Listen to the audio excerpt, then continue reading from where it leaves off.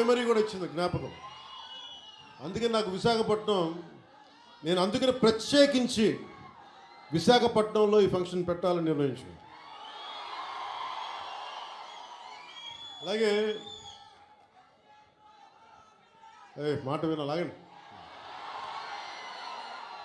అలాగే 16 ఏళ్ళ అమ్మాయిని ఎలా పిలుస్తారు ఇంట్లోంచి బయటికి వెళ్ళకుండా? తెలుసు మనకి, వకీల్ సాబ్ కానీ మిగతా ఏ హీరోస్ అయినా. ఈరోజు ఉప ముఖ్యమంత్రిగా అంటే కూడా మీతోటి పవన్ కళ్యాణ్ అని మీకు ఇష్టమైన హీరోగానే మాట్లాడతాను ఈరోజు. అంటే అందరి హీరోల సినిమాలకి డబ్బులు 150 రూపాయలు 200 ఇస్తే, పవన్ కళ్యాణ్ స్పెషల్ ఏంటంటే 10 రూపాయలు 15 రూపాయల టికెట్ గత ప్రభుత్వంలో. అలాంటి పరిస్థితుల్లో కూడా భీమ్లా నాయక్ని ఘన విజయం చేసిన మీ అందరికీ ఈ రోజున సభాముఖంగా మీ అందరికీ ధన్యవాదాలు తెలియజేస్తున్నాను. యావత్తు తెలుగు ప్రజానీకానికి, ఆంధ్ర ప్రజానీకానికి, రాష్ట్రానికి. ఇలాంటి పరిస్థితుల్లో గౌరవ ముఖ్యమంత్రి శ్రీ నారా చంద్రబాబు నాయుడు గారి నాయకత్వంలో కూటమి ప్రభుత్వం ఏర్పాటు చేసిన తర్వాత సినిమాటోగ్రఫీ శాఖ జనసేన తీసుకున్నప్పటికీ కూడా ఇది మన ఇబ్బందిగా, అంటే మనం తీసుకోకూడదు అని చెప్పేసి ప్రత్యేకించి నేను గౌరవ ముఖ్యమంత్రి గారి ఆఫీస్కి పంపించాను. ఈ సినిమా టికెట్ రేట్ అందరికీ ఇచ్చినట్టుగానే ఇస్తే బాగుంటుంది, నిర్మాతలు నాకు చెప్పినప్పుడు నాకు సంబంధం లేదు, ఇది మీరు గౌరవ ముఖ్యమంత్రి శ్రీ చంద్రబాబు నాయుడు గారి టేబుల్ మీద పెట్టండి, ఆయన ఇస్తే తీసుకోండి, ఆయన ఎంత ఎన్ని రూపాయలు ఇస్తే తీసుకోండి, అందుమించి నేను ఒక్క మాట కూడా చెప్పనని చెప్పాను. సో అలాంటి పరిస్థితుల్లో గౌరవ ముఖ్యమంత్రి గారు ఈ సినిమాకి కావాల్సిన నాకేం ప్రత్యేకంగా ఏం చేయలేదు, కానీ అందరి హీరోలకి ఎలా చేశారో చేసినందుకు ప్రత్యేకంగా వారి మనస్ఫూర్తిగా మనందరి తరపున, మన అభిమానులందరి తరపున వారికి ఒక్కసారి బలమైన కరతాళ ధ్వనులతోటి కృతజ్ఞతలు తెలియజేద్దాం. ఇందాకే వస్తూ ఉంటే మన యువ నాయకుడు, యువగళం ప్రతినిధి, 100 కిలోమీటర్లు ప్రయాణించిన నాయకుడు, తెలుగుదేశం యువ సారథి శ్రీ నారా లోకేష్ గారు ట్వీట్ చేసి పవనన్న సినిమాలు బాగుండాలి, ఘన విజయం సాధించాలి అని మనస్ఫూర్తిగా ట్వీట్ చేసినందుకు వారికి నా ప్రత్యేక ధన్యవాదాలు, కృతజ్ఞతలు తెలియజేసుకుంటాను.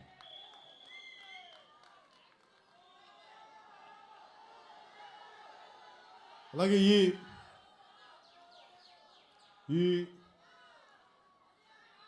ఈ ప్రమోషన్ ముఖ్యంగా ఒక నెల రోజులుగా ఇంటర్వ్యూల మీద ఇంటర్వ్యూస్ ఇస్తా, అంటే తన ప్రతి దానికి సినిమాకి ఒక ఆకర్షణతోటి ముందుండి సినిమాని ప్రమోట్ చేసిన శ్రీ మిస్ నిధి అగర్వాల్ గారికి మనస్ఫూర్తిగా నా కృతజ్ఞతలు తెలియజేస్తాను. ఈరోజు నేను మీ ముందుకు వచ్చాను ఇలాగా, నిన్న అన్ని ఏకదాటిగా పొద్దున్నుంచి రాత్రి 12 దాకా ఇంటర్వ్యూస్ ఇచ్చాను అంటే, అలాగే ఈరోజు మీ ముందు నిలబడ్డాను అంటే ఆవిడ చేసిన పనికి నాకే సిగ్గొచ్చి, మన సినిమాని మనం ప్రమోట్ చేసుకోకపోతే ఎట్లా? నేనేం నమ్ముతానంటే, ఇదివరకు సత్యానంద్ గారికి తెలుసు, ఎప్పుడు మన ఫోటో లేదు, మీరు వేయచ్చు కదా అప్పుడున్న సినిమా పత్రికల్లో అంటే, మన సినిమా మన ముఖాలు ఎవరు వేస్తారని చెప్పి నేను అడిగితే, మీరు ఇంకా పెద్ద హీరోకి అసలు ఇంకా మీరు హీరో కాదు కదా, మీరు హీరో కూడా పెద్ద హీరో కాదు, మీకు ఏమని చెప్పేవాళ్ళు. నాకు అది అలవాటు అయిపోయింది. పబ్లిసిటీ లేకుండా సినిమాలు అవటం, మీ గుండెల్లో మీరు పెట్టుకొని గెలిపించారని విజయం ఇచ్చారు తప్ప, నాకు ఎప్పుడు మీడియాతోటి మాట్లాడాలని కానీ నేను కోరుకున్నప్పుడేమో జరగలేదు. తర్వాత నాకు అలవాటు అయిపోయింది మీడియా లేకుండా సినిమాలు విజయం సాధించడం. సో అలాంటిది నేను చాలా ఆల్మోస్ట్ ఒక 96లో అక్కడమ్మ ఇక్కడపై షూటింగ్ సినిమా రిలీజ్ అయింది.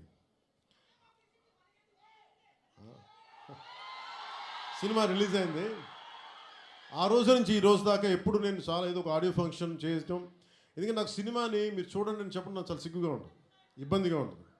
అలాగే మిమ్మల్ని ఓటు వేయండి అని అడగడానికి ఎంత ఇబ్బంది పడుతున్నాను, అలాగే నా సినిమా చూడడానికి చెప్పడానికి కూడా చాలా ఇబ్బంది. అందుకని నేను అంటే ఎప్పుడు నాకు ఇవ్వడమే తెలుసు కానీ నాకు అడగడం నాకు తెలియదు. ఒక డోలీలకి వెళ్ళే గ్రామాలకి రోడ్లు వాళ్ళు అడగకుండా నేను వేయించగలను. మన ప్రత్యర్థులు మన తిట్టిన పార్టీ సర్పంచులకు కూడా సమానంగా డబ్బులు పంచగలను ప్రతి సర్పంచ్కి. సో నాకు ఇవ్వడమే తెలుసు కానీ అడగడం తెలియదు. కానీ నేను అడగక్కర్లా, మీరు ఇస్తారని నాకు తెలుసు. అలాంటిది cinema I love you to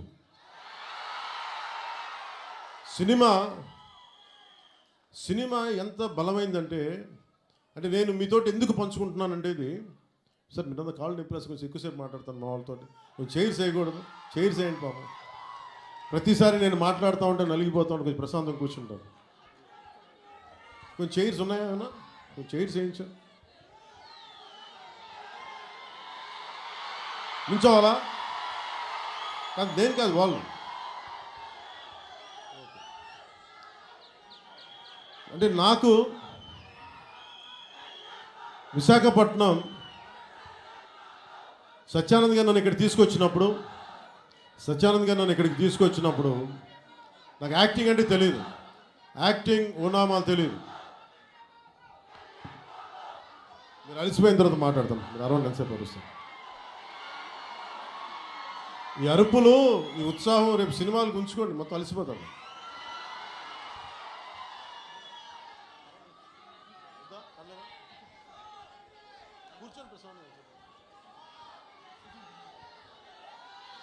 నేను మీతోటి నా అనుభవాలు పంచుకుంటాను. అంటే నేను మీరు ఇప్పుడులా కనిపించే సత్యానంద్ గారు నాకు పరిచయం అయ్యే టైంకి నాకు బయటికి 10 మంది మధ్యలోకి రావాలంటే చాలా ఇబ్బంది ఉండేది. రూమ్లోంచి బయటికి రావాలంటే సిగ్గుపడిపోయాడు, ధైర్యం ఉండేది కాదు. కానీ లోపల చాలా ఆలోచించేవాడిని. ఏదన్నా సరే బయటకు వచ్చి ఏదైనా మాట్లాడాలి, గొంతు పెగల్చాలి అంటే లోపల బిగుసుకుపోయేది, భయం వచ్చేది, గొంతంతా ఉండలు చుట్టుకుపోయేది. అలాంటి సమయంలో మా అన్నయ్య గారు అడిగారు, నువ్వు ఏమవ్వాలని ఉందా అంటే నేను చాలాసేపు ఆలోచించాను. జస్ట్ బతకాలి ఉందని చెప్పాలనుకున్నా. ఆ మాట అంటే కొడతాడని చెప్పి చెప్పలే, ఏదో తెలివితేటలు చూపించుకున్నా. కానీ నాకు లోపల ఏముండిందంటే నాకు ఏ కోరికలు లేవు. నాకు చిన్నప్పటి నుంచి నాకు పెద్ద ఏం కోరికలు లేవు. ఏదో మామూలుగా బతకడం తప్ప ఒక హీరో అవ్వాలనో లేదంటే సాధించాలనో లేదు. కానీ చిన్నప్పటి నుంచి ఉన్న ఒక్క మూల లక్షణం ఏంటంటే అన్యాయం జరిగితే ఎదురుదాడి చేయాలను, నాకే జరగక్కర్లేదు. అలాగే సహాయం చేయాలనిపిస్తుంది. ఈ 2 లక్షణాలు తప్ప సినిమాలు చేద్దామని కానీ డబ్బులు సంపాదించాలని కానీ నాకు ఆలోచన లేదు. అలాంటి నాకు చదివేవాడిని. అలాంటి నాకు వీని ఇలా వదిలేస్తే ఎటు కాకుండా పోతాడని మా అన్నయ్య గారికి భయం వేస్తుందేమో. ఒక రోజున సత్యానంద్ గారిని పిలిపించి, ఆయన మంచుపల్లికి సినిమాలో ఆయన ఒక అసిస్టెంట్ డైరెక్టర్గా పనిచేస్తారంట. ఆయన పిలిపించి ఈయన ఢిల్లీ నేషనల్ స్కూల్ ఆఫ్ డ్రామాలో ఆయన అక్కడ చాలా పాల్గొని నేర్చుకొని ఆయన అలాంటి వ్యక్తిని తీసుకొచ్చి నాకు నన్ను ఆయనకి అప్పచెప్పి చేయమన్నారు.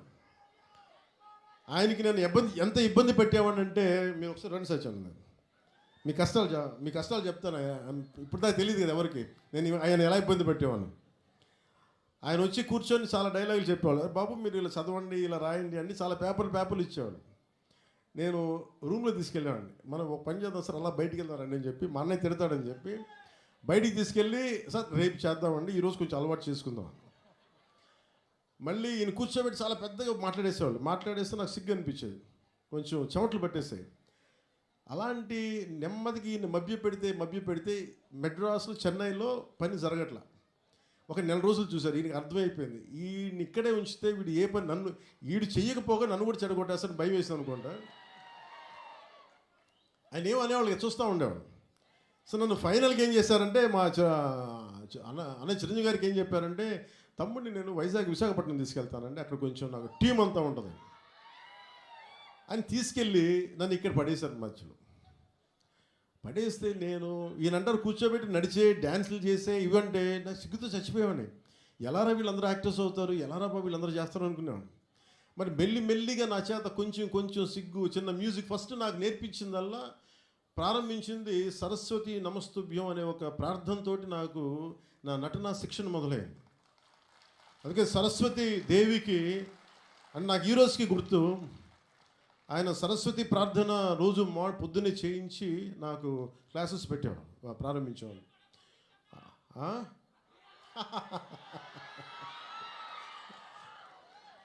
అలాగే ఆయన అలా స్టార్ట్ చేసి నాకు ముందు ఆటపాట అని చెప్పారు, మన ఉత్తరాంధ్ర ఆటపాట.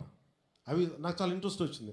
మెల్లిగా ఆయన్ని చిన్న ఏమంటారు పాముని ఏమంటుందని ఒక వైల్డ్ యానిమల్ ట్రైన్ చేస్తారు చూసారా, అలా కొద్దిగా ట్రైన్ చేసి ఒక 2 అక్కడ దాకా తీసుకొచ్చాను నన్ను. అంటే నోట్లో నుంచి ఒక వాక్యం, అమ్మ ఇట్రా నాన్న నేను బయటికి వెళ్తున్నాను చెప్పడానికి కూడా నేను తటపాయించే నా వ్యక్తిత్వానికి ఒక 1.5 hour ఒక స్ట్రీట్ ప్లే చేయించిన అంత బై ద ఎండ్ ఆఫ్ 2 నెలలు. సో నేను అంత ట్రైన్ చేసి నేను నేర్చుకున్నది ఏంటంటే నటన నేర్చుకోలేదు ఈయన దగ్గర, ధైర్యాన్ని నేర్చుకున్నాను ఈయన దగ్గర. అంటే నీకు ఏదైనా ఒక అభిప్రాయం ఉన్నప్పుడు నిర్భయంగా చెప్పడం చేసుకో. ఏమవుతావు, మహా అయితే ఫెయిల్ అవుతావు, ఏమవుతుందని. నాకు ఎందుకు ఆయన పాదాలకి ఈరోజు ఎప్పుడు నాకు అనిపించిన ఎందుకు ఇష్టమని నమస్కారం పెడతానంటే, నాకు ధైర్యాన్ని నాకు పరిచయం చేసిన వ్యక్తి ఆయన. అంటే నీకు అభిప్రాయాలు 100 ఉండొచ్చు, లోపల భావాలు 1,00,000 ఉండొచ్చు, కానీ వాటి మీద నువ్వు ముందుకొచ్చి దాన్ని యాక్ట్ చేయకపోతే ఏం అవ్వదు అనేది నాకు ఆయన నోటితో చెప్పాల, ఆ ట్రైనింగ్ ద్వారా చెప్పారు. నేను అప్పుడు అనుకో నువ్వు యాక్టింగ్ నాకు యాక్టింగ్ అని నేను నేర్చుకోలేదు, నాకు జీవిత పాఠాలు నేర్పారు నా గురువు ఆయన. సో చిరంజీవి గారికి నేను ఏం చెప్పానంటే 1 సంవత్సరం తర్వాత, అన్నయ్య మీరు ఇప్పుడు సినిమా తీయకపోయినా పర్లేదు కానీ నాకు జీవితంలో బతికే శక్తిని ఇచ్చేవి ట్రైనింగ్ వల్ల. నేను ఏ కూలి పని చేసుకునే బతికేస్తాను తప్ప నాకు యాక్టరే అవ్వాలని లేదు, నాకు చాలా సంతోషం. ఆ తర్వాత అక్కడమ్మా ఇక్కడమ్మా నన్ను తీసుకొచ్చారు. అలాగే వైజాగ్లో తీసుకొచ్చారు, వైజాగ్ స్టీల్ ప్లాంట్లో ఎక్కడను చచ్చిపోయేవాడిని సిగ్గుతో. అప్పుడు మళ్ళీ ఒక 6 months మనకి 1 year గ్యాప్ రాగానే మళ్ళీ యాజ్ యూజువల్ మన యూజువల్ సిగ్గు మళ్ళీ ముడుచుకుపోయాను మళ్ళీ. అలాంటిది నన్ను గోకులం సీత చేశాను, తర్వాత సుస్వాగతం చేశాను. నాకు ప్రత్యేకించి విశాఖపట్నానికి ప్రత్యేక అనుభవం ఏంటంటే, నాకు భీమిలిలో మాకు తెలిసిన వాళ్ళకి ఒక గెస్ట్ హౌస్ ఉండేది, నన్ను అక్కడ ట్రైనింగ్ చేసేవారు వీళ్ళందరూ. సో నాకు అందుకు భీమిలి కానీ మన ప్రాంతాలు కానీ మన సర్క్యూట్ గెస్ట్ హౌస్ మనం ప్రాక్టీస్ చేసేదాన్ని ఒక సంగం శరత్ ఓనర్స్ గెస్ట్ హౌస్ ఒకటి ఉండేది. అక్కడే మ్యాక్సిమం ట్రైనింగ్ క్లాసెస్ అని సాయంత్రాలు పూట, మార్నింగ్ ఏమో భీమిలి, సాయంత్రాలు సంగం శరత్. ఇప్పుడు ఇవన్నీ చెప్పాను అనుకోండి, ఈ పవన్ కళ్యాణ్ ఏ ఊరు వెళ్ళినా కనిగిరి వెళ్తే కనిగిరిలో పెరిగానంటాడు, వైజాగ్ వస్తే వైజాగ్లో పెరిగానంటాడు. కానీ నేనేం చేస్తాను, అందుకే నా పేరు పవనం, నేను తిరుగుతూ ఉంటాను, వెళ్తూ ఉంటాను. మనం పవనాలు అయితే అవి కూపొస్తాం మండుకోవాలి, ఇలాగే మాట్లాడతారు. బావిలో కప్పలు గిరిగిసుకొని కూర్చుంటే వాళ్ళకి అర్థం కావు. పవనం తాలూకు శక్తి వాటికి అర్థం కాదు. పవనం సర్వంతర్యామి. సో అలాంటి నన్ను ఈరోజు సినిమా మేకింగ్ మీద కానీ వీటన్నిటి మీద అవగాహన వచ్చింది అంటే నాకు నా గురువు ఇచ్చిన నూరిపోసిన ధైర్యం. ముందుగా నాకు ఈరోజు మీ ముందు నిలబడగలుగుతున్నాను అంటే నాకు మా అన్నయ్య చిరంజీవి గారు నాకు నన్ను ఇచ్చిన ఆయన నన్ను నమ్మారు, మా వదిన నన్ను నమ్మింది. సో వాళ్ళు ఈరోజు నేను మేము ఎందుకు వస్తున్నాను, ముఖ్యంగా వాళ్ళిద్దరికీ నేను మనం గెలిచిన తర్వాత కూడా ఎందుకు నా శిరస్సు తీసి వాళ్ళిద్దరి పాదాలకి పెట్టానంటే, మనకి గుండెలకి హత్తుకున్న వాళ్ళకి, మన బాధను కోరుకునే వాళ్ళ పాదాలు కాక ఇంకెవరికి నమస్కరిస్తాం. మనకు కనిపించే దేవుళ్ళు వాళ్ళు, మనకు కనిపించే దేవుళ్ళు మా గురువే మనకి దైవం. సో ఇలాంటి సమయంలో నాకే అనిపించింది, మన ఏదో సినిమా, ప్రతి ఒక్క సినిమా కృష్ణవంశీ గారి సినిమాలు చెప్తూ ఉంటారు కదా, 30 years ఎక్స్పీరియన్స్ అండి ఇక్కడనే. ఇంకొక సంవత్సరం దాటితే మనం కూడా కొంచెం చెప్పచ్చు 30 years ఎక్స్పీరియన్స్ ఇక్కడ. తమాషాలు కదా, 30 years ఎక్స్పీరియన్స్ రాబోతుంది, వెయిట్ చేయండి. అంటే 96లో రిలీజ్ అయింది. సో దీంతో పాటు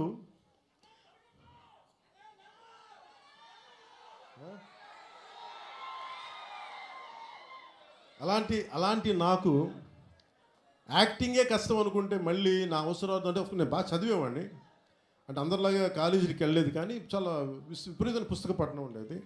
దాని ద్వారా నాకు ఏమనిపించిందంటే మేధోశక్తి చాలా అవసరం.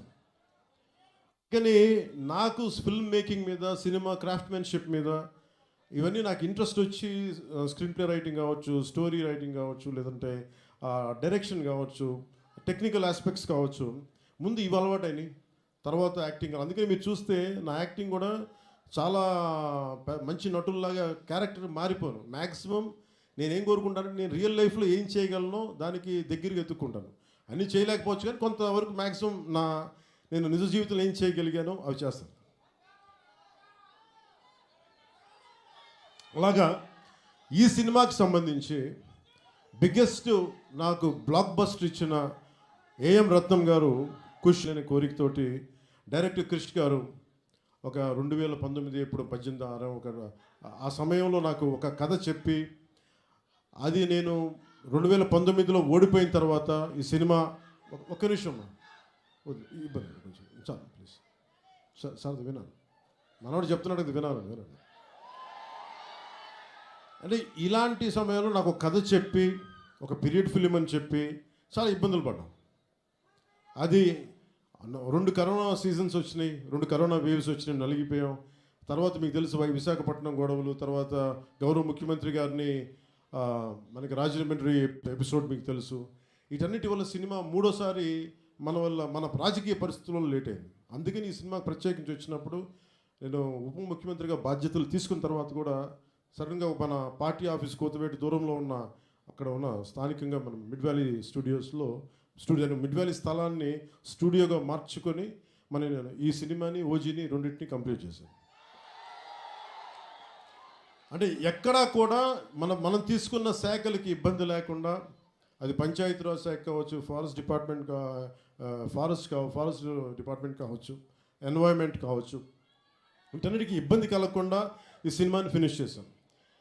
మధ్యలో ఈ మూల కథని కానీ ఒక బలమైన శాతం, అంటే దాదాపు ఒక 30% 40%, దాదాపు 30% ఆ సినిమాని కృషి డైరెక్ట్ చేసినట్టున్నారు. ఆయన మొదలుపెట్టిన ఈ కథని చాలా మధ్యలో ఆయన కొన్ని వ్యక్తిగత కారణాలు కావచ్చు, మిగతా ఇతరత్ర కారణాల వల్ల ఆయన ప్రాజెక్ట్ నుంచి పక్కకి వెళ్ళిపోయినప్పటికీ కూడా ఆయన ఎప్పుడు ఈ ప్రాజెక్ట్ ముందుకెళ్ళాలని కోరుకున్న ఒక మంచి దర్శకులు ఆయన. కృషి గారికి మీ అందరూ మనస్ఫూర్తిగా ఈ రోజున మనం ఇక్కడ ఉన్నామంటే దీని మూల కారకుడు ఆయనకి మనస్ఫూర్తిగా మనం ధన్యవాదాలు తెలియజేయాలి. ఈ సినిమాని ఎవరితో ముందుకు వెళ్ళాలనుకున్నప్పుడు రత్నం గారు మన జ్యోతి గారిని తీసుకొచ్చారు.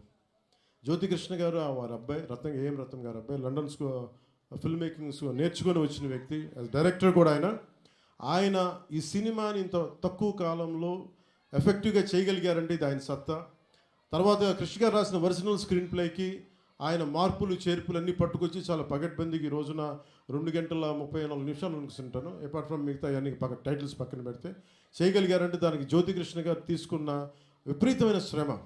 ఆయనకి మనస్ఫూర్తిగా నా ధన్యవాదాలు తెలుపుకున్నాను. ఎందుకంటే నేను ఎందుకు మేము సినిమాలో ఏం చేసాము అని చెప్పడానికంటే కూడా రేపు పొద్దున మీరు చూసి ఇంకొక ప్రీమియర్ షోస్ కూడా పడిపోతాయి కాబట్టి మీరు చూసి నాకు తెలియజేయండి. ఎందుకంటే నాకు ఎప్పుడు కూడా మన సినిమా బ్లాక్ బస్టర్ అయిపోద్ది, మన సినిమాలు రికార్డులు బద్దలు కొట్టేస్తే, మన సినిమా ఆ సీన్ అద్భుతంగా ఉంటుంది, నాకు చెప్పడానికి ఏంటంటే కొంచెం ఇబ్బంది ఉంటుంది.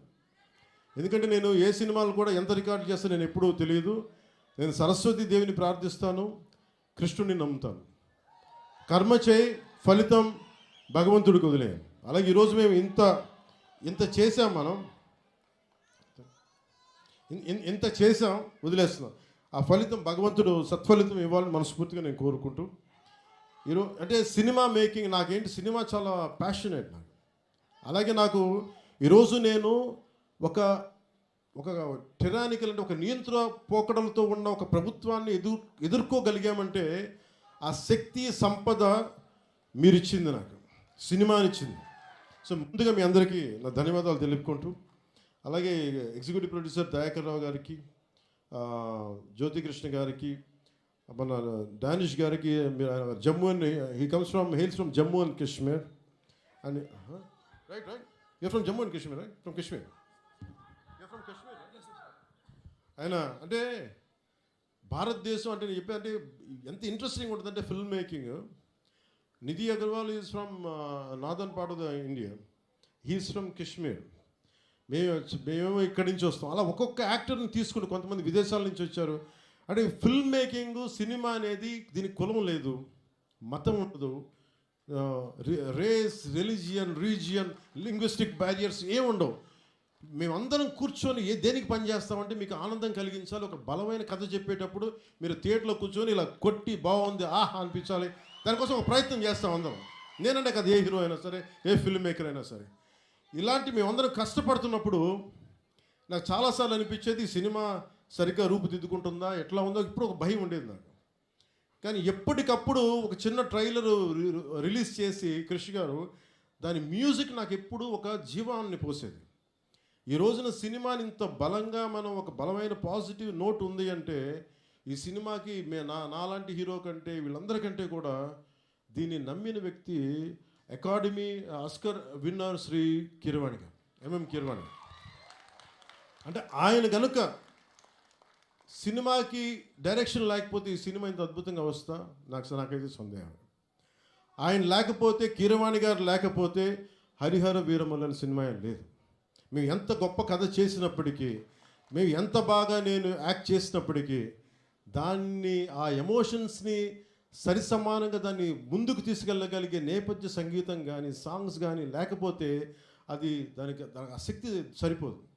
అలాంటిది ఆయన ఇలాంటి మన అలాంటి ఒక ఆస్కర్ అవార్డు గ్రహీత మన విశాఖపట్నంకి వచ్చి, లేదంటే మన హైదరాబాద్కి వచ్చి అక్కడ శిల్పకళ వేదిక కావచ్చు, ఇక్కడ మన ఈ వేదిక కావచ్చు, ఇక్కడికి వచ్చి చేస్తున్నారంటే ఒక అకాడమీ అవార్డు విన్నర్ మన దగ్గరికి వచ్చి మన ఆడిటోరియంస్లో కూర్చున్నట్టు అది మనందరం చేసుకున్న అదృష్టం, మన భారతదేశం చేసుకున్న అదృష్టం.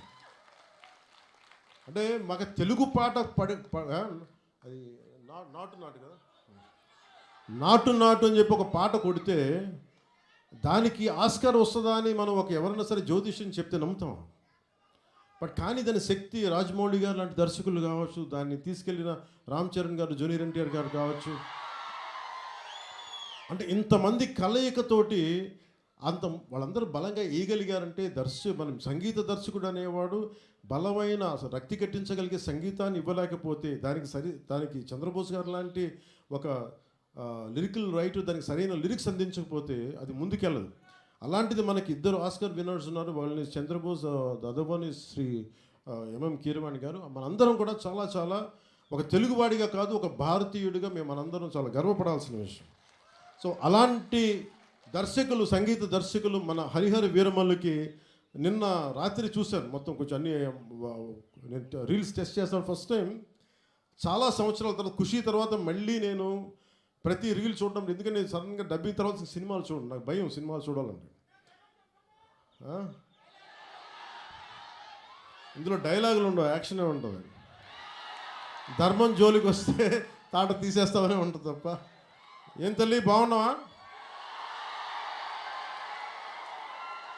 గుర్తుంది, మన ఆఫీస్లో కలిసాము. అవును గుర్తుంది.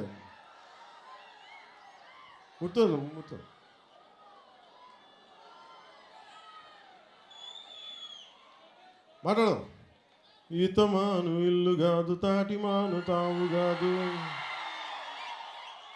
తగిలినోడు మొగుడు కాదు, తగరము బంగారు కాదు. అంటే ఇది మన ఉత్తరాంధ్రాదికి చాలా దగ్గరగా ఉంటుంది. అందుకే నా చేత పాడించారు అనుకుంటా బహుశా కీరవాణి గారు. ఇలాంటి మన కీరవాణి గారు నేను చాలా సంవత్సరాల తర్వాత, ఖుషి తర్వాత, బాబు నువ్వు ఒక్కడే ఎక్కువ డిస్టర్బ్ చేస్తున్నావు, వాగన్న ఒక్క నిమిషం చాలు ఓకే చాలు. చాలా సంవత్సరాల తర్వాత, ఖుషి తర్వాత ఈ సన్నివేశం, ఇది రెండు భాగాల సినిమా అయింది. ఆఖరి భాగం, ఈ ఫస్ట్ పార్ట్ ఎలా ఎండ్ చేయాలి అని అనుకున్నప్పుడు ఇది హిస్టరీ మనందరికీ అర్థం కావాలి. నేను నిన్న నుంచి ఇంట్రొడ్యూస్ చేస్తుంటే మీరందరూ కొద్దిమంది చూసే ఉంటారు. మీరందరూ చూస్తే నేను ప్రామినెంట్గా చెప్తున్న ఈ సినిమా మీకు ఏమి ఇస్తుంది, ఎలాంటి అనుభవం ఇస్తుంది, ఏం చూడాలి, ఏం చెప్పాలనుకుంటున్నారు ఈ సినిమా అంటే. నాకు cinema is a purely entertainment. నేను డబ్బులు తీసుకొని సినిమాకి వెళ్తే నాకు ఎంటర్టైన్ చేయాలి. నేనే నమ్ముతానంటే నా సినిమాని ఎడ్యుటైన్ చేయాలి అనుకుంటాను. ఎడ్యుటేషన్ అంటే దాన్ని మనల్ని ఎడ్యుకేట్ చేయాలి, మళ్ళీ ఎంటర్టైన్ కూడా చేయాలి. నేను అలాంటి సినిమాలు ఇష్టపడతాను. సో నా సినిమాలు ఎంతో కొంత నాకున్న ఆలోచన ప్రాసెస్ని బెటర్ చేయాలి. అలాంటి పరిస్థితుల్లో నాకు కృషి గారు చెప్పిన కథ ఏంటంటే, మన కృష్ణానది తీరంలో దొరికిన మనకి వజ్రాల గనులు ఉండేవి ప్రపంచంలో. అప్పుడు ఇంకా వజ్రాల గనులు కనుగొనలు. అలాంటి టైంలో మన కృష్ణా నది తీరం కొల్లూరులో ఉన్న మన మంగళగిరి దగ్గరలో ఉన్న ఒక 60-70 కిలోమీటర్ల దూరంలో ఉన్న కొల్లూరులో దొరికిన ఒక వజ్రం కోహినూర్. ఆ కోహినూర్ని గోల్కొండ నవాబ్ కులీ కుతుబ్ షా చేతికి వెళ్తే అది అక్కడి నుంచి మొఘలాయిల చేతికి వెళ్ళి ఆ తర్వాత ఇప్పుడు అది లండన్ మ్యూజియంలో ఉంది. సో నాకు నచ్చిన ఐడియా ఏంటంటే కోహినూర్ని దొంగిలించడం. కోహినూర్ ఎవరి చేతిలో ఉంది? కోహినూర్ పీకాక్ త్రోన్ మీద ఉంటుంది, నెమల సింహాసనం మీద ఉంటుంది. ఆ నెమల సింహాసనాన్ని మీద ఎవరు కూర్చొని ఉన్నారు? కంటకుడైన పాలకుడు, ఒక కంటకుడైన పాలకుడు ఔరంగజేబ్ కూర్చొని ఉన్నాడు. అలాంటి ప్రజాకంటకుడు దుర్మార్గుడు అయిన ఔరంగజేబ్ కూర్చున్న నెమల సింహాసనం పైన ఉన్న ఆ కోహినూర్ వజ్రాన్ని దొంగిలించాలి, అది తిరిగి వెనక్కి తీసుకురావాలి అని కుతుబ్ షా ఆదేశించినప్పుడు ఈ సినిమా పరిస్థితుల్లో హరిహర వీరమల్లకి ఒక కల్పిత పాత్రకి ఇక్కడి నుంచి మొదలు పెడతారు. ఇది ఇక్కడి నుంచి హైదరాబాద్ గోల్కొండకు పోతుంది, చార్మినార్లో కొన్ని సంఘటనలు జరుగుతాయి, అది అక్కడి నుంచి ఢిల్లీ దాకా పోతుంది. ఢిల్లీ ఈ మొదటి భాగం ఎక్కడ ఆగుతుందంటే ఢిల్లీ కోటకి, ఎర్రకోటకి వెళ్ళబోయే ముందు ఎట్లాగైతేనూ చివరి దాకా వెళ్ళాడు, ఎక్కడ అతను ఔరంగజేబ్ కలుసుకున్నారా లేదా అనేది, ఎలా ఎదుర్కొన్నారు, తర్వాత ఏం జరిగింది అనేది సెకండ్ పార్ట్.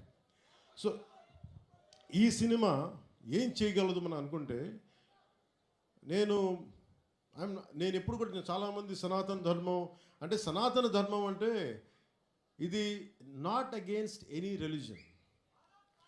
సనాతన Dharma is not against Christianity. సనాతన Dharma is not against Islam. Sanatana Dharma is something which unites us all. అందరిని కలుపుకు తీసుకెళ్ళాడు. కానీ అలాంటి సనాతన ధర్మం అంటే మీరు చెప్పండి, అలాంటి సనాతన ధర్మాన్ని అంటే ఇమాజిన్ ఔరంగజేబ్ లాంటి పాలకుడు పరిపాలించే సమయంలో మనం ఊహించుకోగలమా? ఒక రోజున ఇదే భారతం వనిలో, ఇదే భారత నాడులో నువ్వు హిందువుగా ఉండాలంటే జిజియా ట్యాక్స్ పే చేయాలి అని. అలాంటి సందర్భాలు ఉన్నాయి మనకి. నేను ఏమంటే I'm not against any kings, I'm not against Aurangzeb, I'm not against any Mughal ruler. నేనేమంటే తప్పులు జరిగినప్పుడు అన్ని సమానంగా తెలియజేయాలి. మనకి చాళుక్యుల గురించి తెలుసా? మనకి పాండ్య రాజుల గురించి తెలుసా? విజయనగర రాయలు మన రాజ్యం గురించి తెలుసా? మనకి మన హిస్టరీ బుక్స్లో more about Mughals and less about other Kings. So ఈ సినిమా ఏం ఎక్స్పోజ్ చేస్తుంది అంటే, ఈ సినిమా ఈ ప్రాసెస్లో కోహినూర్ని తెచ్చే ప్రాసెస్లో హీరోకి జరిగే కొన్ని సంఘటనలు ఏం జరుగుతాయి అంటే జిజియా ట్యాక్స్ పే చేయడం. నువ్వు హిందూగా వెళ్ళాలి అంటే నువ్వు పన్ను కట్టాలి. సో పన్ను ఆ కట్టే సమయంలో that is the action episode ఉంటుంది. అంటే ఒక రిలక్టెంట్ వారియర్, యుద్ధంలో పాల్గొనాలని లేదు, వాడికి ఎదుర్కోవాలని లేదు, తన బతకాలనుకునేవాడు. అలాంటి వ్యక్తికి ఎలాంటి పరిస్థితులు వచ్చినాయి, ఎలా తిరగబడ్డాడు, ఆ కోహినూర్ వజ్రం వెళ్ళే ప్రాసెస్లో ఏమేమి జరిగినాయి, అది బేసిక్గా ఈ ఫస్ట్ పార్ట్ కథాంశం. సో మేము కోరుకున్నది ఏంటంటే, ప్రత్యేకించి నేను ఎందుకు డిజైన్ చేసిన యాక్షన్ సీక్వెన్స్ అంటే, నాకు పోరాటాలు చేసేటప్పుడు ఒక్కడిని కొడితే 10 మంది చెల్లా చెదురు పడిపోవడం నాకు నా రేషనల్ మైండ్కి, నా లాజికల్ మైండ్కి ఇబ్బందిగా ఉంటుంది. ఇంకా నేను మార్షల్ ఆర్ట్స్ చదివాను, దాన్ని ఫిలాసఫీ చదివాను, నేర్చుకున్నాను, ప్రాక్టీస్ చేస్తాను. ఈ మధ్యన పాలిటిక్స్కి వచ్చి వదిలేశాను, కానీ లేదంటే నేను రెగ్యులర్లీ ఎస్క్రీమ్ అంటే మార్షల్ ఆర్ట్స్ని ప్రాక్టీస్ చేస్తూ ఉంటాను. ఎందుకంటే నేను strong mind, strong body with strong mind is essential for every human. ఇది నేను నమ్ముతాను. అంటే ఒక బలమైన శరీరం ఉండాలి, ఒక బలమైన మనసుతో పాటు బలమైన శరీరం కూడా ఉండాలి. ఇది నేను నమ్మేవాడిని మనస్ఫూర్తిగా. అందుకే నేను మార్షల్ ఆర్ట్స్ని చాలా బలంగా నమ్ముతాను. సో అందుకని నాకున్న సెన్స్ నాకేమనిపిస్తుంది, ఇలా చేద్దాం అంటే ఫైనల్గా ఆ ఎంటైర్ ఎపిసోడ్ ఎలా చేస్తే బాగుంటుంది. నా కళ్ళ ముందు నేను హిందూగా జిజియా ట్యాక్స్ పే చేయాలి అంటే ఏమేం జరుగుతాయి సంఘటనలు అని చెప్పి నేను ఆ సమయానికి ఆ టైమ్స్కి వెళ్ళి ఏమేం జరిగితే ఎలా జరుగుద్ది ఈ ఊహించుకునే ప్రాసెస్. అందుకే నా లాస్ట్ 18-20 మినిట్స్ నేను కన్సీవ్ చేయాల్సి వచ్చింది. అది అవసరార్థం, అది నాకు ప్రూవ్ చేసుకోవాలని కాదు, కానీ ఇలా చేస్తే బాగుంటుంది, అలా చేస్తే బాగుంటుంది అని చెప్పి మొత్తం ఆ సీన్ కన్సీవ్ చేసి తిరిగి ఎగ్జిక్యూట్ చేసే టైంలో నేను నేర్చుకున్నాను కాబట్టి మార్షల్ ఆర్ట్స్. వీటిని అంటే నేను చెప్పేది ఇది ఎక్స్ట్రాడినరీ మార్షల్ ఆర్ట్స్ అని కాదు, కానీ చాలా రియలిస్టిక్గా ఎంత చేయగలమో అంత ప్రయత్నం చేశాను. దానికి కీరవాణి గారు అందించిన మ్యూజిక్ నాకు నిజంగా నిన్న రోమాలు నిక్కుపడుచు అంత అద్భుతంగా అందించారు. సో ఈ సినిమా మీకు ఇంకో 9:30కి మీకు ప్రీమియర్ షోస్ పడబోతున్నాయి యూఎస్లోను, ఇక్కడ మీకు. అందుకే మీ సమయాన్ని ఎక్కువ వేస్ట్ చేయను. 7:15 అయిపోతుంది కాబట్టి బాగుంటుందని మీ అందరికీ తెలియజేసుకుంటూ, నాకు ఈ అవకాశాన్ని ఇచ్చిన మీ అందరికీ, ప్రతి ఒక్కరికి పేరు పేరున ధన్యవాదాలు తెలుపుకుంటూ, నాకు కోరిక ఉంది, ఈ సినిమా అన్న ఎంతసేపు ఒక మంచి హిట్ ఇవ్వనా అంటే నేను భగవంతుని కోరుకున్నా ఒక గబ్బర్ సింగ్ లాంటి హిట్ మా అభిమానుల కోసం ఇవ్వమని. అలాగే ఈ రోజున నాకు నటనలో ఓనామాలు దిద్దుకున్న నా విశాఖపట్నం నేల నుంచి నేను భగవంతుని సరస్వతి దేవిని కోరుకుంటా ఉన్నాను. మీ అందరూ ఆనందించే ఘన విజయాన్ని ఇమ్మని నేను నాకు ఆ సరస్వతి మాతని కోరుకుంటూ సెలవు తీసుకున్నాను. జై భారత్, జై Hind. Thank you sir, thank you so much. And ఇప్పుడు విజయ్ కుమార్ గారు పవన్ కళ్యాణ్